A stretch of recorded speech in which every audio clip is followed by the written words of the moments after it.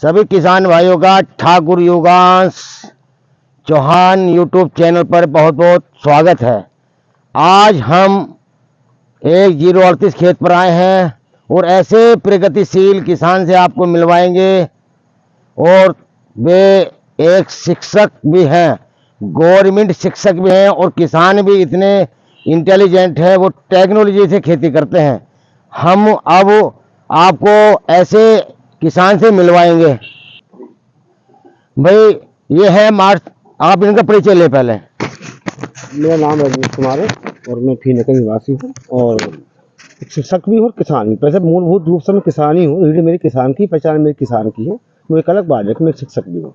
जी बोलिए। तो सर ये गन्ना जो है, लोग बाग किसान कह रहे हैं कि 38 गन्ना तो गया समझो, लेकिन आपका क्या राज है इसमें जो आपका इतना सुंदर गन्ना है। और हमने देखा सर आपका जो अंगोला है, ये जी इधर ये अंगोला है सर, इतना मोटा गन्ना है और अंगोला भी काफी है। ये क्या राज है सर जो हमारे किसान कहाँ भटक रहे हैं कि भी क्या चीज ज्यादा दे रहे हैं, या वे लगा नहीं पा रहे, या उन्हें पता नहीं कि भाई समय पे क्या लगना चाहिए क्या नहीं लगना चाहिए। जो हमारे यहाँ बहुत खेत देखे हमने सर, उसमें पोका बोइंग भी बहुत आ रहा है, लाल सड़न भी बहुत आ रही है, लेकिन आपके खेत में हमने देखा है, अभी दिखाएंगे किसान भाइयों, इनका अंदर से खेत देखें, लेकिन बाहर से भी दिख रहा है बहुत टॉप गन्ना दिखाई दे रहा। देखिए, ये गन्ना मैंने 9 अप्रैल को बोआ था। 9 अप्रैल को सर? हाँ, और 9 अप्रैल को जब मैंने बोआ था तो इसमें मैंने 10 kg DAP, 1 kg पोटास और 5 kg मैंने कदम यूरिया। अच्छा सर। ये तो मैंने बुआई के समय दिया था। साथ में फंगीसाइड थी और एक थी का नाम कीटनाशक, ये 2 चीज थी। अच्छा सर। ठीक है जी, वो बो दिया मैंने। पहले पानी पे मैंने इसमें 3 किलो बीघे की खल डाली थी।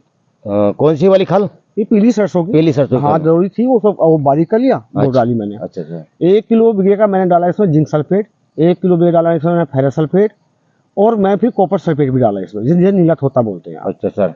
और मैंने यूरिया की जो मात्रा वो मैंने बहुत कम दी। यदि मैं किसान से कहना चाहूंगा, अगर ये आप चाहते हैं खेत में रोग जल्दी से ना आए तो यूरिया की मात्रा ना के बराबर दे, कम दे। अगर आपको यूरिया देने का बेहद शौक है या आपके अंदर है कि यूरिया ही देना मुझे, तो आप कम से कम यूरिया 10 सितंबर से लेकर के 10 अक्टूबर के बीच में देते, जिस समय ये रोग का जो समय है वो निकल जाता।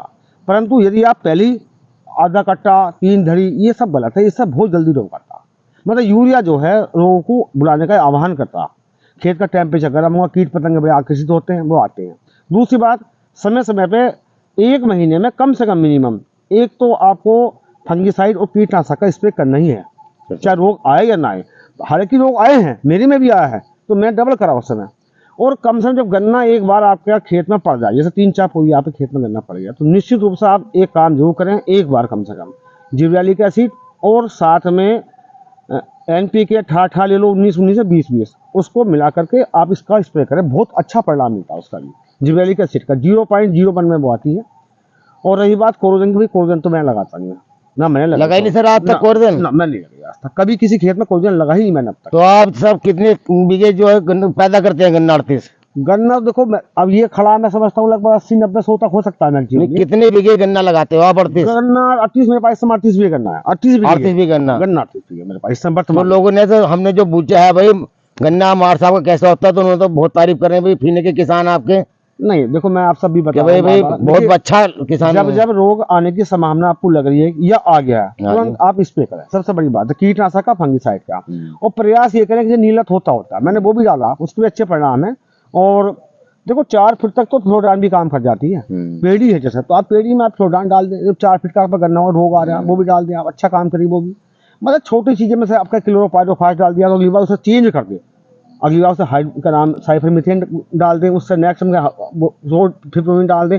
मतलब जब भी आपको स्प्रे करना है बदल के स्प्रे करना, एक बार एक चीज नहीं। फंजीसाइड का भी अलग अलग बिल्कुल अलग अलग। हालांकि गंधक भी फंजीसाइड का काम करता है, परंतु इतना नहीं करता वो, तो थोड़ा सा उसके लिए भी बदल दे। और क्या है, गंधक के लिए उसके लिए बदल दे, फंगीसाइड के लिए करें बदल के। यदि इस बार आपने कुछ चीजें डाली है, जैसे कीटनाशक, और आपने डाला क्या नाम फंगीसाइड डाला आपने कुछ चीज, तो अगली बार जो आपने इस बार प्रयोग करा है वो इस बार ना करके अगली बार दूसरा करें। दूसरा फंजीसाइड, दूसरे कीटनाशक बदल के करें। और मैं समझता हूँ विदिन 3 स्प्रे पर्याप्त मानता मैं तो। 3 स्प्रे, खासकर ये जुलाई से लेकर के सितंबर पहले सप्ताह तक ज्यादा रहता है। मतलब अगस्त तो मेन है इसका, मेन जो पोका पोइंगा है, मेन है अगस्त, बिल्कुल मेन। बल्कि अगस्त में तो आप 2 स्प्रे कर दो, चाहे बाद में करो ना करो, तब भी अगर एक बार समझ जाएगा ना, फिर कोई दिक्कत नहीं आती भाई साहब। और भाई घास तो आप देख, घास तो मैं होने देता नहीं। तो सर घास का क्या रीजन है आपका, ये बताओ। मैं बताऊं, मैं नलाई कराता हूँ। अच्छा, नलाई स्प्रे नहीं कराया आज तक? इस तरीके नलाई का मैंने, इसमें 2 नलाई हो गई है, एक बार इसमें गोल खिंच गई है और 2 बार इसमें हल निकल गया है। ये है इसकी प्रक्रिया। तो आपका जो देखो मैं एक बात बताऊं मोला भैया, हाँ जी। एक बात मैं बताऊं कि मैं कभी गन्ना काटा गन्ना बहुत कम केस में करता हूँ। मैं प्रयास करता हूँ फसल चक्र अपनाने का। जैसे इस बार मैंने इसमें लैटा बोआ था, लैटे से पहले इसमें क्या नाम धान था, धान से पहले इसमें ढैंचा बोआ हुआ था। फिर तो मैं फसल चक्र का भी आप जो है, फसल चक्र तो मेन चीज है, लागत कम फसल ज्यादा, और फसल चक्र नहीं अपनाओगे तो लागत ज्यादा और फसल कम, और रोग की पुनरावृत्ति बार बार, ये भी आप नोट कर लीजिए इस चीज को। फसल चक्र बहुत जरूरी तो ये भी कारण हो सकता है कुछ लोगों जो किसान हो जो बार लगातार गन्ना बो रहे हैं, गन्ने में गन्ना करोगे तो देखो जड़ वही रहेंगी, अब नहीं हो पाता, तो फंगस आएगा, फंगस आएगा, सीधी सीधी बात है। तो गन्ने की फसल लगातार, ये तो है नहीं कि 3 दिन में काट दी, 3 महीने में काट दी, 6 महीने में काट दी। गन्ने की फसल लगभग 2 साल में तो काट होगी कम से कम। 2 साल तो नोलक पेटी तो कटेगी। कटेगी। देखो अब जब फसल चक्र में 3 फसल कट रहे, 3-4, सबकी जड़ अलग अलग, सबका हिसाब अलग, पत्ते सबके अलग। अब ये दिलन है, तलन है, जमीन को देख के तो जाएंगे कुछ ना कुछ। आपने उड़द बोआ, जमीन को देख के जाएगा, देख के तो जाएगा उसके पत्ते। तो ये सब बातें, तो ये भी कारण हो सकता है सर जो रोग आए हैं।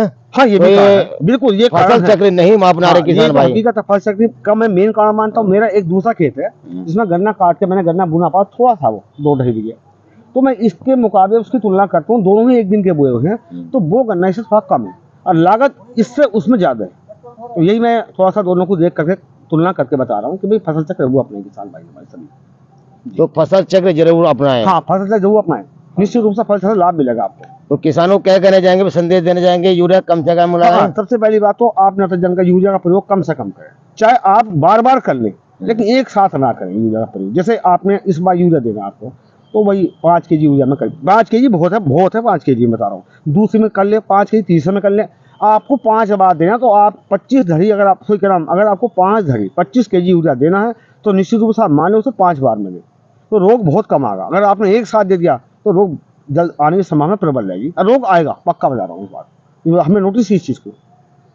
जो आपने सस्ते आइटम लगाए हैं, जब फेरासिल बता रहे थे आप, फेरासिल भी लगाया, हरा कसीफ है, हरा कसीफ बहुत अच्छी चीज है, बहुत बढ़िया चीज है, सस्ती चीज है, सस्ती चीज है, खल भी इतनी महंगी नहीं है। और देखो नीला खोता भी मैं लगाया मैंने। अच्छा मैं तो एक बार एक काम और किया, आपका फिट करिए 5 मिनट रहा, फिट करी पीसली मैंने बाइक करके और ड्रॉप करता रहा, जब जिसका मौका बोने था तो उसका भी लाभ मिला मुझे। ऐसी बात तो है, तो खैर बहुत छोटी छोटी है तकनीकी चीजें, लेकिन हाँ इस्तेमाल करनी चाहिए। पर लोग तो क्या यूरिया और डीएपी भाई इसका सोच नहीं है। भाई पोटास भी तो कुछ चीज है अपना, मतलब देखिए गन्ने को मोटा करने के लिए, करने की शाइनिंग के लिए, गोले के देखिए आप देख रहे हो ना कम से कम। हाँ गोला तो बहुत ही बढ़िया है, गोला तो सर बहुत अपना एक रोल है, अपना पोटास देनी चाहिए, जड़ों को मजबूत करने में पोटास का बहुत बड़ा मतलब अहम रोल है, ऐसी बात नहीं है। ये है तो आप बता रहे थे मैग्नीशियम सल्फेट बता रहे थे। हाँ देखिए मैं बताऊँ, प्रकाश संश्लेषण के लिए और कोई रोग ना आए, प्रतिरोध क्षमता के लिए, इम्यूनिटी पावर के लिए मैग्नीशियम का बहुत अच्छा, किसी भी फसल में ले लीजिए मैग्नीशियम, किसी भी रिजल्ट मिलेगा। फोटोसिंथेसिस इतना अच्छा होगा, प्रकाश संश्लेषण इतना अच्छा होगा, आप देखें ना मैंने मैग्नीशियम दिया था आधे kg बीघे का, आधे किलो बीघे का मैग्नीशियम दिया था, मैग्नीशियम सल्फेट में, बड़ा अच्छा परिणाम आया, देखने में हरा भरा हुआ एकदम से। तो ये बहुत छोटी छोटी चीजें देती रहनी चाहिए, मतलब ये आप एक चीज बना दो डीएपी एकदम बहुत सारा, अब क्या होगा ये नहीं। देखो बैलेंस दो, बैलेंस हर चीज बैलेंस बना के चले, हर चीज बैलेंस ही है, संतुलन की है। खाद को मना नहीं करा, खाद दो कितना, अब आपने दिया डीएपी 5 धरी, और चीज कहाँ चलेगी, पोटास कहाँ चलेगी, ये और जो माइक्रोन्यूट्रिएंट्स वे कहाँ चले गए, उसे कम कर दो, उसके अलावा ये चीज आ दो। अब बात तो बराबर ही है और रेस्पॉन्स आपको अच्छा मिलेगा, सकारात्मक मिलेगा आपको, ये सब चीजें हैं। तो मतलब कोई भी एक चीज के पीछे ना पड़े, बदल के जो चीज खेती रिक्वायरमेंट है, आप मृदा परीक्षण कराइए, किस चीज का खेत में आपके अंदर अभाव है, उससे भी आप देख सकते हैं इस चीज को। तो ये बहुत सारी चीजें हैं तकनीकी, आप देखें इस चीज को तो आपको और अच्छा ही सकारात्मक परिणाम मिलेगा, ये मैं आपसे कहना चाहूँगा। बहुत बहुत मार साहब, किसानों को जानकारी देने के लिए बहुत बहुत आपका धन्यवाद। धन्यवाद मुनीष जी, बहुत बहुत धन्यवाद आपका। ठीक किसान भाई देखो, मार साहब ने बहुत अच्छी बात बताई और इनकी बात गौर से सुनना। अगर हमारी वीडियो आपको अच्छी लगी हो तो इसे लाइक करना, शेयर करना और हमारे से जुड़ने के लिए हमारी वीडियो को सब्सक्राइब करना। और हम मार साहब का आप गन्ना आपको दिखाएंगे, गन्ना की आगे दिखाओ भाई थोड़ा सा।